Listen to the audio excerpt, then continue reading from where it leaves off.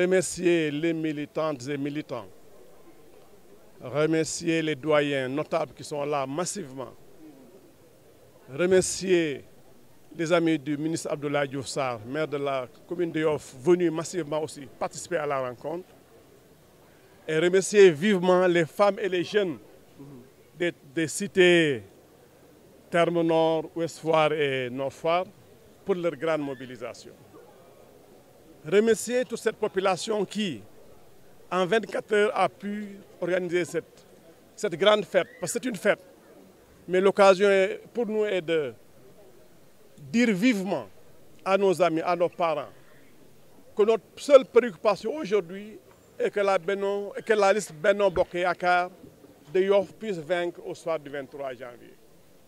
Nous souhaitons vivement que le ministre Abdoulaye Diouf Sarr gagne largement ces élections avec Benno Bokk Yakaar. Nous sommes des Benno Bokk Yakaar. Nous respectons les préoccupations et la volonté du chef de l'État qui a bien voulu nous appeler pour nous dire c'est vrai, vous n'êtes pas sur la liste. Et c'est l'histoire qui se répète. Je précise qu'en 2014, c'était la même chose. Nous n'étions pas sur les listes et nous avons battu campagne. Et ce sont ces braves dames, c'est cette jeunesse dynamique, engagée, qui s'est battue pour que la liste de Benno Bokk Yakaar de 2014 puisse gagner les élections. Et de 2014 à maintenant, nous avons gagné l'ensemble des élections que nous avons organisées ici. C'est pourquoi je ne peux pas ne pas les féliciter vivement. Dire qu'ils ne seront jamais, jamais sans moi. Je n'existe qu'à travers eux. Je vous donne ma parole et je vous donne mon engagement. Je vais veiller à ce que vos intérêts soient vivement préservés pour que vous puissiez bénéficier des bonnes actions du chef de l'État. C'est ça mon combat. Et je ne dormirai pas, je ne mangerai pas tant que cela n'aura pas lieu.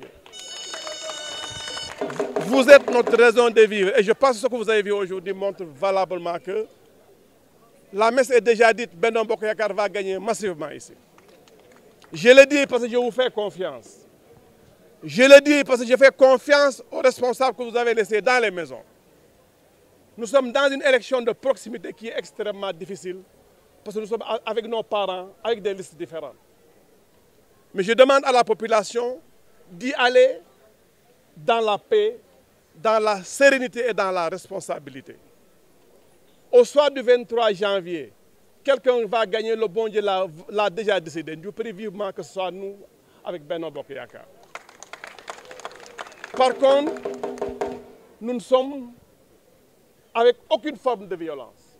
Nous sommes des hommes de paix, nous sommes des responsables, nous sommes des hommes engagés au service de la collectivité que sont les cités nouvelles. Ce jour, chers amis de la presse, je ne peux pas ne pas vous féliciter pour votre mobilisation. Mais sachez que notre raison de vivre aujourd'hui, c'est la commune de Yoff où nous avons choisi de vivre grâce au bon Dieu. Et nous veillerons à ce que la volonté du chef de l'État puisse vaincre. Sa volonté est que Benno Bokk Yakaar puisse gagner partout et principalement ici. Dieu a fait que cette commune n'a jamais perdu des élections avec le président Macky Sall. Et Inch'Allah au Rabbi, au soir du 23 janvier, c'est cette même cause qui sera entendue et partagée largement. Je vous remercie vivement et prions que la campagne puisse se dérouler dans d'excellentes conditions. Nous allons entrer dans les maisons. Ça, ce n'était qu'un lancement. Nous avons fait une proximité de quelques jours. Nous étions venus mesurer ce qui a été fait. Et le travail est remarquable, chères dames. Le travail est remarquable, chers jeunes. Je vous félicite vivement pour ce travail qui est déjà obtenu. Et je pense que dès demain encore, le travail va continuer. Nous allons entrer dans les maisons. Nous allons aller dans les marchés, dans les écoles et montrer que la liste Benno Bokk Yakaar est la meilleure parmi les listes qui existent au Sénégal. Le chef de l'État a développé des projets innovants que les gens n'ont jamais rêvé obtenir de sitôt au Sénégal. Quels sont ceux? Le TER est là, le BRT est là, les autoroutes sont là, l'électricité, l'eau, allez dans les villages, les pistes de production, les ports, les aéroports. Je pense que et la liste est extrêmement longue. Quand on a un président comme ça, nous avons l'obligation de rendre concret tout ce qu'il veut pour le développement socio-économique de ce Sénégal. Et nous sommes convaincus qu'élire Abdoulaye Diouf Sarr et son équipe élire la liste Benno Bokk Yaakaar à travers le Sénégal est le meilleur choix. J'y invite mes amis, j'y invite mes parents, j'y invite mes frères et sœurs pour qu'ensemble nous puissions revenir encore ici le 23 janvier au soir et fêter notre très belle victoire. L'histoire se répète.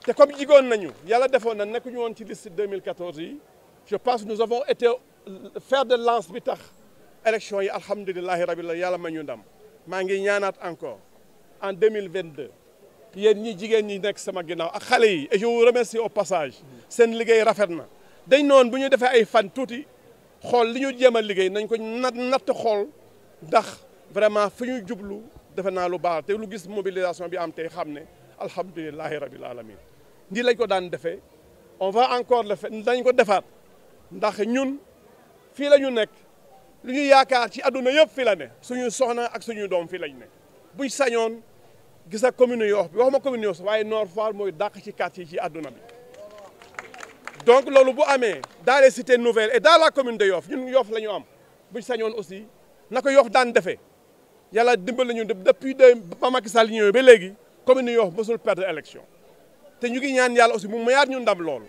ba Abdoulaye Diouf Sarr ak ñi ko ak ñi muy àndal yëpp seen liste gagné massivement ci élection yi di gërëm presse bi ci taxawaay bi ndax mënuñoo def lenn sans yéen waaye ndaw ñi nag gis ngeen seen i mobilisation aussi foofu ma gërëm leen lu fi am ci bagage fii lu fi am organisation ñoom la te chaque jour maa ngi jàppante ak ñoom ci loolu mais dama leen di dimbale ndax xale bu nekkee ak mag te ñoom loolu lañ may ji lu ma leen defloo ñu def ko lu ma leen waxloo ñu def te incha allah ndam rek ngeen ci am te demain il fera jour defe naa ne jigéen ñi seen i pas-pas xale yi seen i engagement li ñu mën a fay mooy ni dimbale leen jàppale leen yal na tali yi gën a bëri yal na lumière bi gën a bëri yal na sécurité bi gën a bëri mais yal na seen poste gën a fees maa ngi leen di gërëm di leen sant allahumma salli ala sayyidina Muhammad